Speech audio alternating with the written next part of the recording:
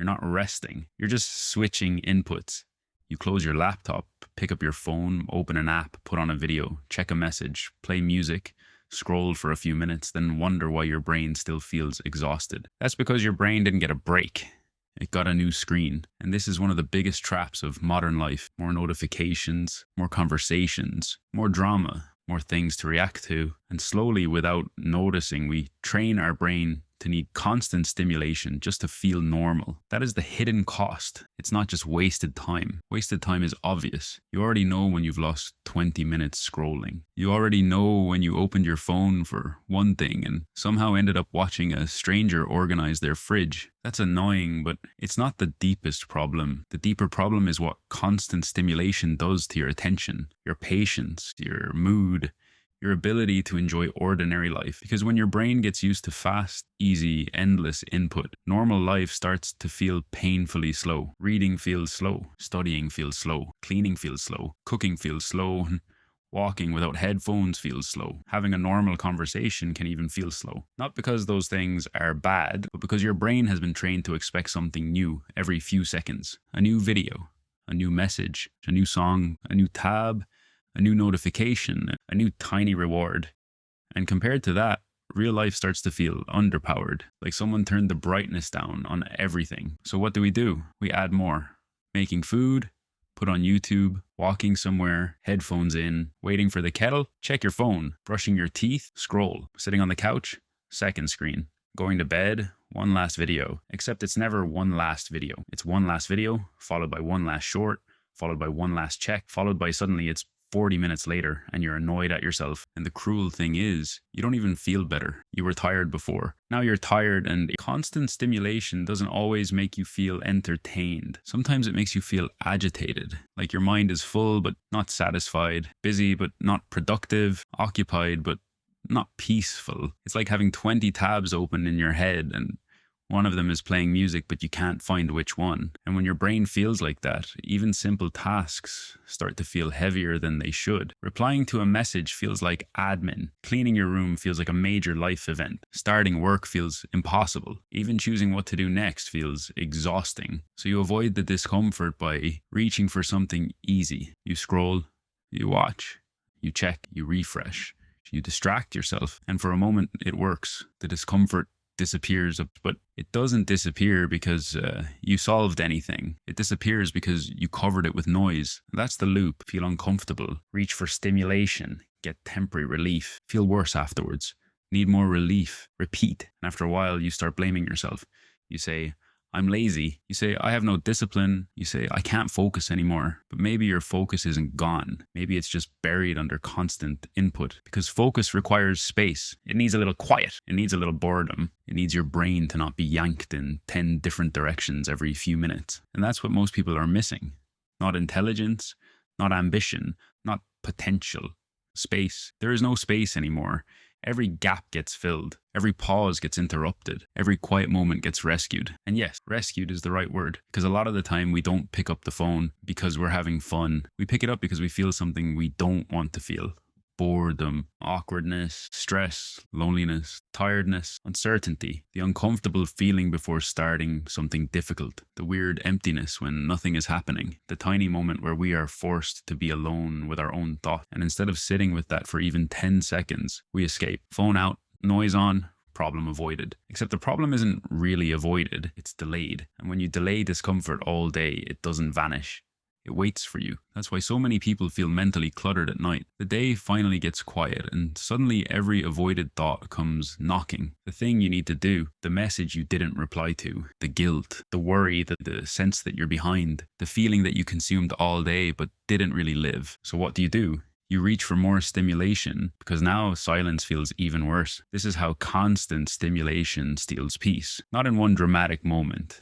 Not like your life collapses because you watch too many videos. It's quieter than that. It steals the little spaces where your mind used to breathe. The walk where you might have had an idea. The shower where your brain might have processed the day. The meal where you might have actually tasted your food. The evening where you might have felt rested. The boring moment where you might have finally started thinking clearly. Gone. Filled. covered, replaced with noise, and the cost is that your life becomes less memorable. That sounds strange, but think about it. When every spare second is filled with content, the days start blending together. You consumed a lot. But what actually happened? What did you think about? What did you notice? What did you make? What did you feel? What did you finish? That's the uncomfortable question, because constant stimulation gives you the feeling of activity without the satisfaction of progress. Your brain is busy all day, but your life doesn't move much. And this matters because the things that actually improve your life are usually not that stimulating at the beginning. Working out is not instantly exciting. Studying is not instantly exciting. Cleaning is not instantly exciting. Editing a video is not instantly exciting. Practicing a skill is not instantly exciting. Building anything worthwhile usually has a boring middle, and if your brain has been trained to escape the second something feels boring, you will keep abandoning the things that could change your life. Not because you don't care, but because your brain has learned that discomfort means leave, boredom means leave, difficulty means leave, slow progress means leave. That is dangerous, because your future is built inside moments that are often not very entertaining. That sentence matters. Your future is built inside moments that are often not very entertaining. The boring workout, the boring study session, the boring edit, the boring cleanup, the boring first draft, the boring walk where you clear your head instead of drowning it out. Those moments don't look impressive. They don't give you instant dopamine. They don't feel cinematic, but they compound. And constant stimulation makes those moments harder to tolerate. So what's the solution? Not deleting every app, not becoming a monk, not throwing your phone into the sea. Although, let's be honest, there are days where the sea makes a strong argument. The solution is simpler. You need to put gaps back into your day. Small gaps, unstimulated gaps, moments where your brain is not being fed anything. No video, no podcast, no scrolling, no second screen, no background noise, just a few minutes of nothing. And at first, nothing will feel weird. That's fine. Actually, that's useful. That weird feeling is the addiction to input showing itself. It's your brain looking around like, excuse me, where is the entertainment? Let it complain. Let it be bored. Let it throw its little tantrum. You don't have to obey every urge. That is one of the most important skills you can rebuild. An urge is not an instruction. Boredom is not an emergency. Silence is not a problem to solve. Start with something tiny. The next time you walk somewhere, give yourself the first 5 minutes without headphones. Not the whole walk, just 5 minutes. Let your mind settle. Let it wander. Let it be a bit messy. That's what minds do when they haven't had space in a while. The next time you're waiting for the kettle, don't check your phone. Just wait. Yes, it will feel ridiculous. Yes, the kettle will suddenly seem like it was designed by someone with no respect for your time. But that tiny wait is a repetition, a rep. You are training the part of your brain that can exist without being entertained. The next time you eat, try one meal without a screen. Not every meal forever. One meal. Actually taste the food. Notice the room. Let the moment be enough. The next time you sit down to work, protect the first 10 minutes. No checking messages first. No quick scroll first. No. I'll just put something on in the background. Start playing. One task, one window, one beginning, because the beginning is fragile. If you feed your brain fast stimulation right before a slow task, the slow task will feel painful. If you eat dessert before dinner, don't act shocked when broccoli gets booed off stage. Same principle. Protect the beginning. Make the task the first input, not the thing you attempt after your brain has already been spoiled by easier rewards. And here's what will happen if you practice this. Not instantly, not magically, but gradually. Your mind will feel less frantic. Your thoughts will start to organize themselves. Tasks will still be hard, but they won't feel as impossible. You'll become less afraid of boredom. You'll notice ideas appearing in the quiet.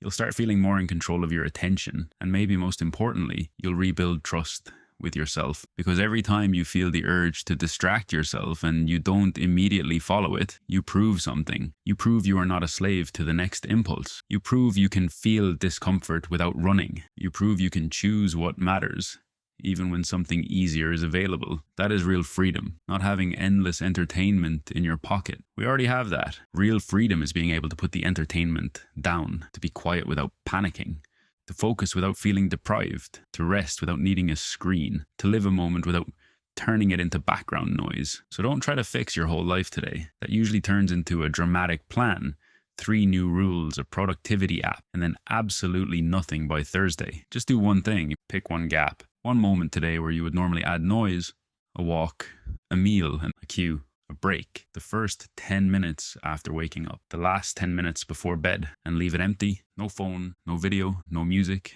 no scrolling, just you in the moment. It might feel uncomfortable. Good. That means you found the muscle. Now train it, because the hidden cost of constant stimulation is not just that you lose time, it's that you lose access to your own mind. And getting that back starts with one quiet moment.